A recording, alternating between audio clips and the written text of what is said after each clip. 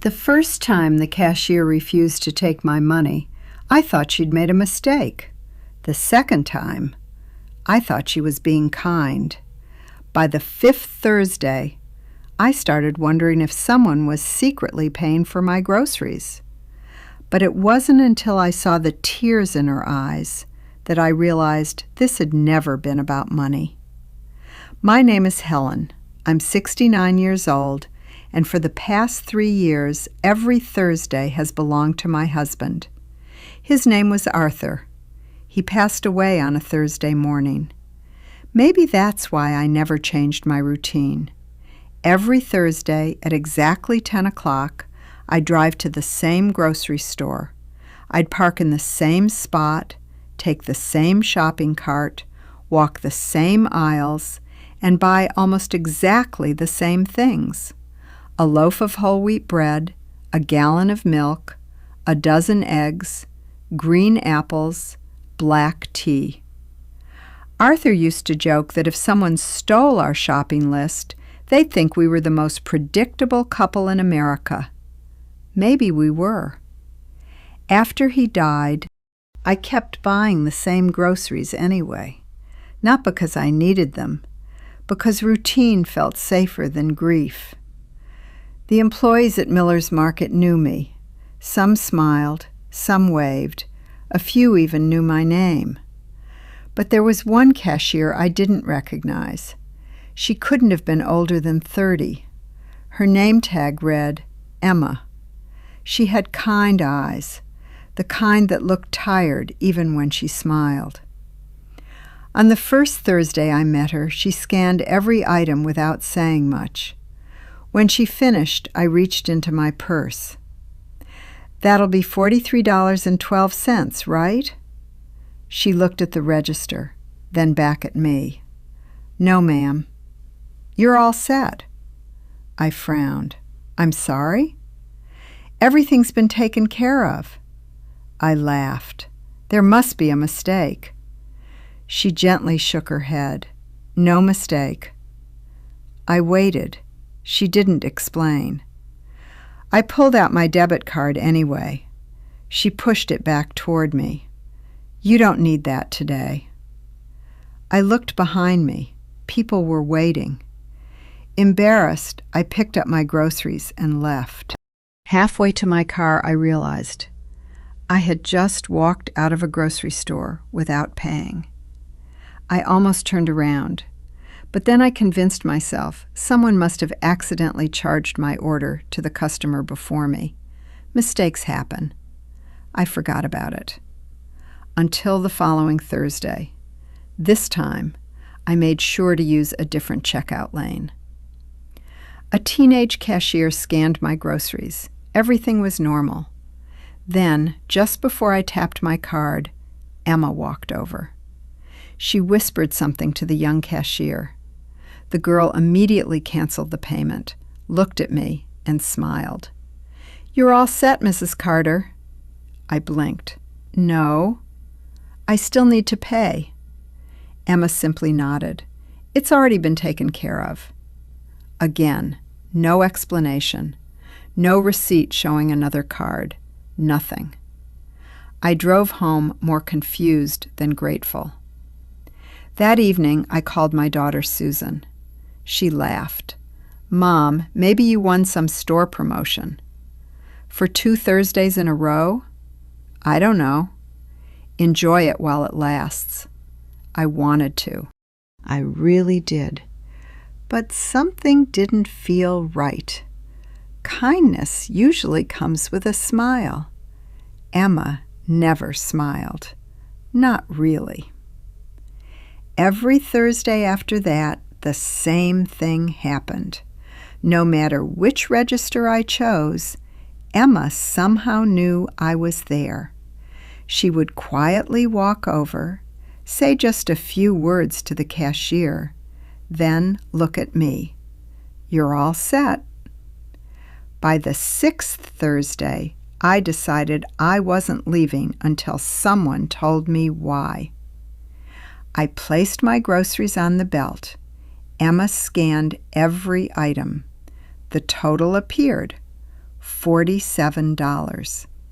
I handed her two $20 bills.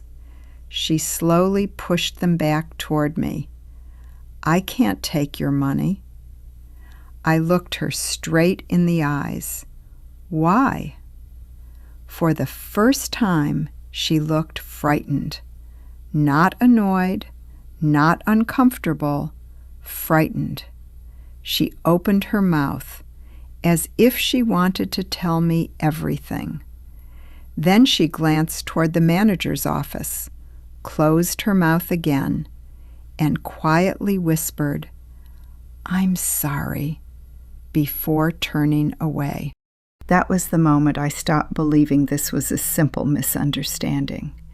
Someone didn't want me paying for my groceries, and whoever it was, Emma was terrified of breaking their promise. I went home that afternoon with 2 bags of groceries and a question I couldn't answer. Why was a young cashier so afraid to tell me the truth? For the next week, I couldn't stop thinking about it. Maybe it was a charity program. Maybe someone had accidentally added my name to a list. Or maybe someone felt sorry for an old widow. That last thought bothered me the most. I didn't want anyone's pity. Arthur and I had worked hard our entire lives. The house was paid off. I had my pension. I wasn't wealthy, but I was comfortable.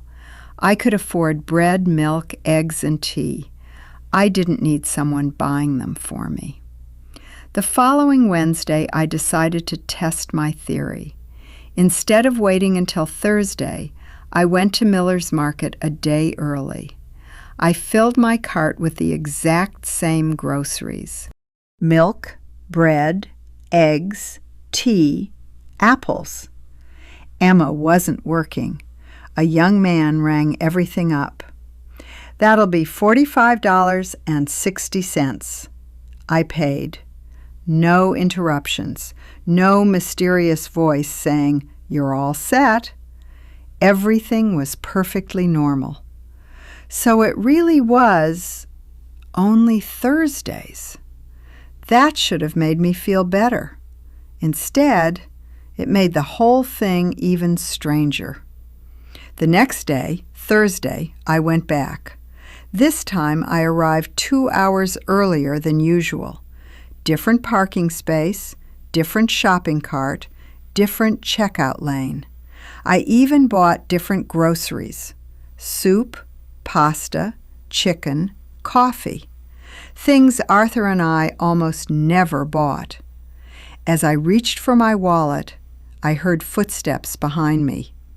"You can finish this one," Emma quietly told the cashier.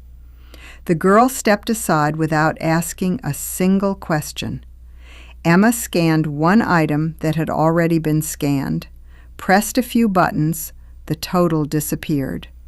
Then she looked up at me. "You're all set." I stared at the screen. $0. My heart began to race. "Emma, please. I don't want free groceries. I just want the truth." For a brief second, I thought she was finally going to tell me. Instead, she lowered her voice.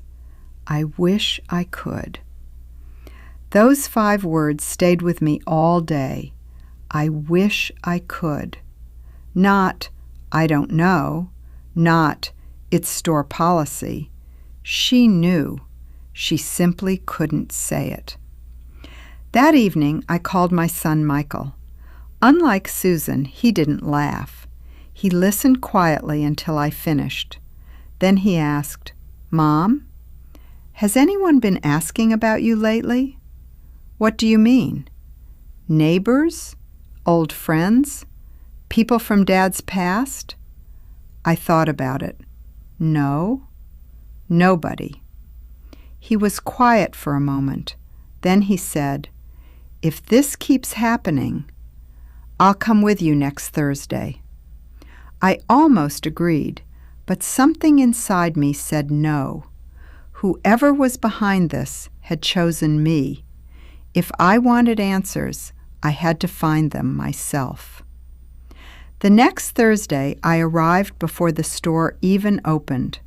I sat in my car with a cup of coffee, watching. Employees slowly pulled into the parking lot. Emma arrived at exactly 7:42. She didn't go inside right away. Instead, she looked across the street. She smiled, a real smile this time, then gave a small wave. I followed her gaze. An elderly man sat alone outside the little cafe across the road. Gray jacket, baseball cap, a newspaper resting on his lap. He lifted his coffee cup toward Emma. She nodded, then disappeared into the store. I frowned. Something about that exchange didn't feel random. For the next hour, the old man never once looked toward the supermarket. He simply sat there, reading the same newspaper, waiting. And for reasons I couldn't explain, I had the strange feeling he was waiting for me. I told myself I was being ridiculous. The elderly man was probably just a regular customer. The cafe had been across from Miller's Market for as long as I could remember. People sat there every morning, read newspapers, drank coffee, watched the world go by. There was nothing unusual about that. So why couldn't I stop looking at him? I stayed in my car until the store opened. The old man never moved. He turned a page in his newspaper, took another sip of coffee, checked his watch, then looked toward the supermarket entrance for just a moment, not long enough for anyone else to notice, long enough for me. Inside the store, everything felt strangely normal. I picked up my basket, walked the familiar aisles, placed the usual groceries inside: bread, milk, eggs, tea, apples. For the first time in weeks, I wasn't thinking about Emma. I was thinking about the man outside. When I reached the checkout, Emma was already waiting, almost as if she had expected me to choose her lane. She scanned my groceries in silence. Neither of us spoke. The register beeped one last time. The total appeared: $48.26. I reached for my wallet. Emma quietly pressed a button. The total disappeared. "You're all set." I didn't move. Neither did she. The people behind me waited patiently. Finally, I leaned closer. Is the man in the cafe paying for my groceries? Emma's hand froze above the register for just a second. Then she slowly looked up at me. Her eyes widened. "Please," she whispered, "don't ask me that." "Why?" "I can't." "Emma, please." She swallowed hard. "I promised." Those words hit me like a cold wind. Not, "I'm not allowed." Not, "It's company policy." She had said, "I promised." A promise? To whom? I left the store without another word. Instead of driving home, I crossed the street. The old man was still sitting outside the cafe. He looked up as I approached. His eyes were kind, gentle, and strangely familiar. "Excuse me," I said. "Were you waiting for someone?" He smiled politely. I already met the person I came to see. I glanced behind me. There was no one else. "I'm sorry." "I don't understand." He folded his newspaper. "I hope you have a nice day, Mrs. Carter." My heart stopped. I had never seen this man before. At least, I didn't think I had. "Do I know you?" His smile faded. For the first time, he looked sad. "I don't think today is the right day." He stood up, picked up his coffee cup, and walked away before I could ask another question. That evening, I searched every old photo album in my house. Family vacations, Christmas mornings, Arthur's retirement party, neighborhood barbecues. I was looking for one face, the man from the cafe. Hours passed. Nothing. Just as I was about to give up, a photograph slipped from the back of one album. It had been tucked behind another picture. The edges were faded. Arthur looked much younger, maybe 30. Standing beside him was the same elderly man, only younger. The two of them had their arms around each other's shoulders. Both were laughing. Written across the bottom in Arthur's handwriting were 4 simple words. Me and Frank, 1987. I stared at the photograph for what felt like forever. Frank. Arthur had talked about a Frank hundreds of times. His best friend, the man he served with in the army, the man who had moved away decades ago. But Arthur had once told me something else, something I hadn't thought about in years. If I ever really need someone, Frank will come. I looked back at the photograph, then toward the window. Across town, an old man had been waiting outside a grocery store. Not for coffee, not for the newspaper. He had been waiting for me. I couldn't sleep that night. The photograph lay on my bedside table. Arthur and Frank, arms around each other, laughing like 2 boys who believed life would never change. How had I forgotten him? No, that wasn't true. I hadn't forgotten Frank. Life had simply carried us in different directions. Arthur spoke to him less after retirement. Then, after we moved across town, the phone calls became Christmas cards. Eventually, even those stopped. Or so I thought. The next Thursday, I arrived at Miller's Market before 10. But this time, I wasn't interested in shopping. I walked straight across the street to the cafe. Frank was already there. The same gray jacket, the same newspaper, the same untouched cup of coffee. When he saw me approaching, he smiled gently. I wondered how long it would take. I sat across from him. You knew I'd find that photograph. He nodded. I hoped you would. For a moment, neither of us spoke. Finally, I asked the question that had lived in my mind for weeks. Are you paying for my groceries? Frank looked out the cafe window, toward the supermarket, toward Emma's checkout lane. Then he quietly answered, yes. No hesitation, no excuses, just one honest word. I took a slow breath. Why? He wrapped both hands around his coffee cup. Because I promised someone I would. My heart began to beat faster. Arthur? He closed his eyes for a moment, then nodded. Neither of us spoke again for several seconds. The sounds of the cafe faded into the background. I could hear only my own heartbeat. Arthur knew he was dying, Frank said softly. He didn't tell many people. You, his doctor, and me. I looked down at my hands. Arthur had hidden so much from me during those last months, not because he didn't trust me, because he wanted every ordinary day to stay ordinary for as long as possible. Frank reached into the inside pocket of his jacket. For a second, I thought he was going to hand me a letter. Instead, he placed a small leather notebook on the table. I've carried this for 3 years. It was old, worn around the edges. Arthur's initials, A.C., were pressed into the leather.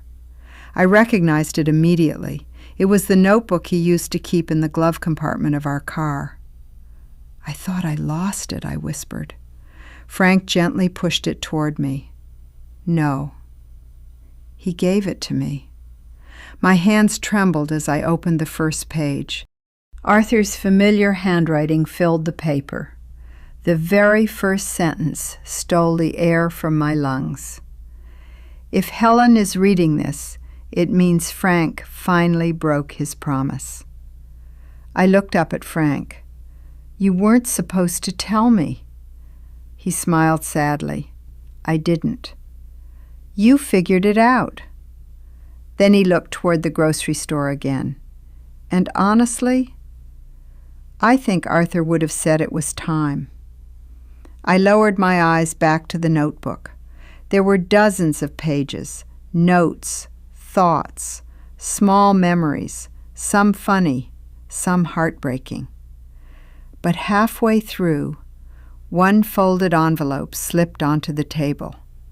Across the front, in Arthur's handwriting, were 5 simple words: "For the first Thursday alone." I stared at the envelope, afraid to open it, because somehow I already knew whatever was inside was going to change everything. My hands trembled as I picked up the envelope. Arthur's handwriting was unmistakable. "For the first Thursday alone." For a moment, I couldn't bring myself to open it. It felt wrong, like hearing his voice after 3 years of silence. Frank quietly stood. "I'll get us 2 fresh coffees." He understood. Some words aren't meant to be witnessed. As soon as he walked inside the cafe, I unfolded the letter. "My dearest Helen, if you're reading this, then Thursday has finally come without me. I wish I could tell you this in person. I wish I could tease you one more time about buying the same bread every single week. I wish I could push the shopping cart while pretending not to notice you'd already put 3 boxes of tea inside. But life doesn't always wait for our wishes. So I need to ask you for one last favor. Please, keep going on Thursdays. Don't stay home because I'm gone. Don't let our favorite day become the day you stop living. Go to the grocery store, buy your bread, buy your apples, smile at strangers, say good morning to people you'll never meet again. Because every Thursday you leave the house, I'll know you chose life instead of loneliness."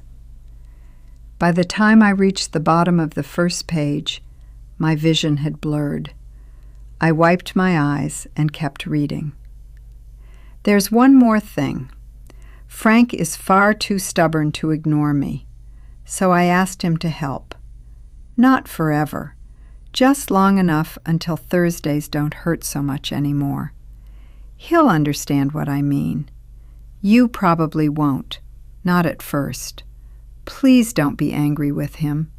He loved you enough to keep my secret, and I loved you enough to ask him. Love, Arthur." I lowered the letter. The cafe around me had become strangely quiet. Frank returned carrying 2 cups of coffee. He looked at my face and immediately knew I'd finished reading. "I told him no," Frank said softly, "the day he asked me." "He argued with me for almost an hour." I managed a weak smile. "That sounds like Arthur." Frank laughed. "It sure does." Then his smile slowly disappeared. "He came to my house 6 weeks before he died." He already knew. He handed me an envelope. And another, and another. There was one for every year. I frowned. "What do you mean?" He planned everything. Frank reached into his jacket again. This time, he placed a thick stack of sealed envelopes on the table.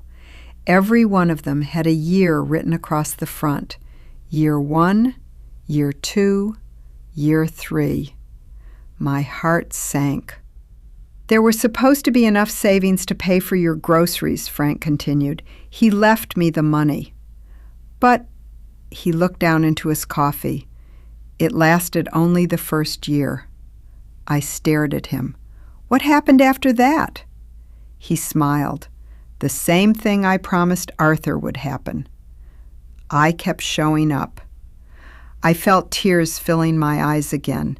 You've been paying? He nodded. Every Thursday. For 2 years? Another nod. Frank. You didn't have to.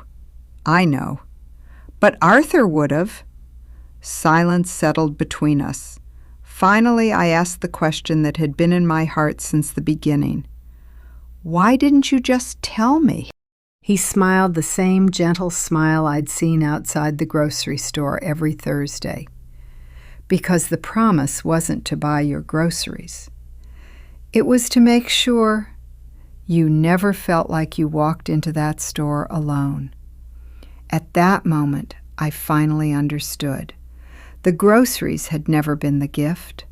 The feeling that someone was still quietly walking beside me was.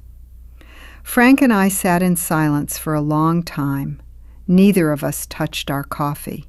There was nothing left to explain.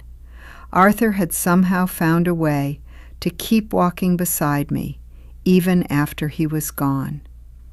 Finally, I looked at Frank. I'm paying for my groceries next Thursday. He smiled. I figured you'd say that. You can't keep spending your pension on me. I don't mind. I do. He laughed quietly. You sound exactly like Arthur. For the first time in years, hearing those words made me smile instead of cry. The following Thursday, I walked into Miller's Market, carrying something I hadn't brought in a very long time, a small bouquet of yellow daisies. Arthur used to bring me daisies every spring. He always said they looked happy. Emma was working her usual register. When she saw me, she looked nervous, almost guilty. She scanned every item without saying a word. The total appeared, $46.70. Before she could reach for the button that erased the balance, I gently placed my hand over hers. It's okay. She looked at me with wide eyes. I know. Her lips parted. Frank must have told her. Or maybe she simply saw it on my face. I smiled. You kept a promise. A tear rolled down her cheek. I'm so sorry. For what? For lying to you. You never lied. You just kept your word. She lowered her eyes. The first day Mr. Frank came to me, he told me your husband wanted Thursdays to stay special. I almost said no. I wasn't sure I should get involved. She laughed softly through her tears. But then he showed me a picture of the two of you, the way your husband looked at you. I'd never seen anything like it. So, every Thursday, I waited for you. I reached across the counter and squeezed her hand. Thank you. No, she whispered. Thank you for letting me be part of it. I paid for my groceries, every penny. As I walked toward the exit, I noticed Frank sitting in his usual place across the street. This time, I crossed over carrying both grocery bags. Without saying a word, I placed one of them on the chair beside him. He frowned. Helen, what's this? You bought my groceries for 3 years. So today, I'm buying yours. He chuckled. I can't argue with that. No, you can't. We both laughed. The kind of laugh that only comes after carrying something heavy for far too long. Thursday slowly became my favorite day again. Not because someone paid for my groceries, not because the pain disappeared, but because I finally understood what Arthur had been trying to give me. It was never free food. It was a reason to keep walking out the front door, a reason to smile at strangers, a reason to believe that love doesn't always end with goodbye. Sometimes it simply changes hands. Months later, Emma was promoted to assistant manager. Frank still sat outside the cafe most Thursdays. Only now, I joined him after shopping. Sometimes we talked about Arthur. Sometimes we talked about nothing at all. And somehow, that was enough. One Thursday, as we watched people carrying groceries to their cars, Frank quietly asked, "Do you know why Arthur chose Thursdays?" I smiled. I always thought it was because that's the day he died. Frank shook his head. No. Thursday was the day he first met you. I stared at him. What? He told me he saw you buying apples. You dropped one. He picked it up. And from that moment on, he never wanted to spend another Thursday without you. I laughed through my tears. That sounds exactly like Arthur. Frank smiled. It does. As we finished our coffee, I looked toward Miller's Market one last time. 3 years ago, I believed someone was secretly buying my groceries. I was wrong. What Arthur had really given me was something money could never buy. Proof that love doesn't disappear when a heartbeat does. Sometimes it simply lives on in the promises people choose to keep.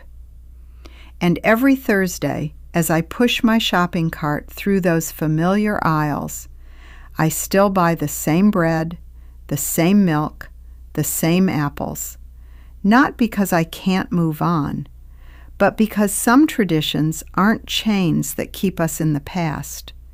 They're gentle reminders that the people who loved us most never really leave us behind.